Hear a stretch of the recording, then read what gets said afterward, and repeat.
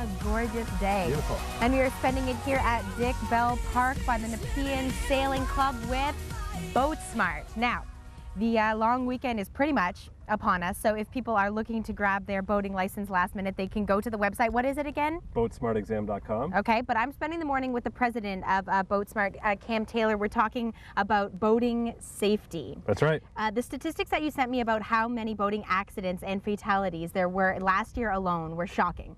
And what's even more difficult to believe is that it's seemingly easy to prevent. That's right. Most of those are preventable, and that's really the sad thing is we're still seeing an average of about 125 boating fatalities each year.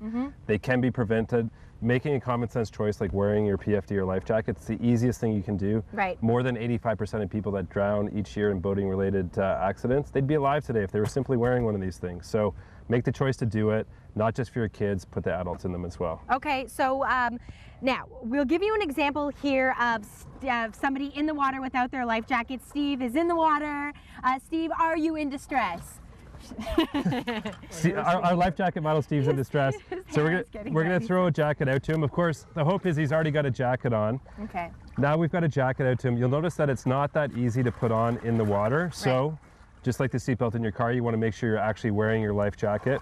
So it's hard to put on. If you do need to put it on in the water, you want to float the jacket in front of you like this, and come up underneath it. Okay. And then you can put the buckles on. But the lessons learned here is that you're much better off to have that life jacket on. If you get knocked unconscious and thrown from your boat, you're not going to be able to put the jacket on. You can see it's not easy to do. Right. Always wear your PFD or life jacket. Everybody on board. Again, not just the kids, adults as well, set the example. So why is it not a law that you must have your life jacket on? I understand that you need to have the number of life jackets per people in the boat, right? Yep. Properly fitted for each person on board. Okay, how can you make sure that it's properly fitted? Check the label. So this is a children's jacket. So check the label. You can see what the chest size and the weight is. So make sure it's for the right weight. You want to make sure that it's approved for use in Canada. You want to make sure that it's in good shape. If it's got any rips or tears, it's not legal anymore. Yeah. You know, throw it out, get a new one. You want to store these out of direct sunlight because they do degrade over time. So make sure that it is properly fitted. Okay, let's say, heaven forbid, I'm out on the lake, the river, my boat capsizes. What is the first thing that I want to do?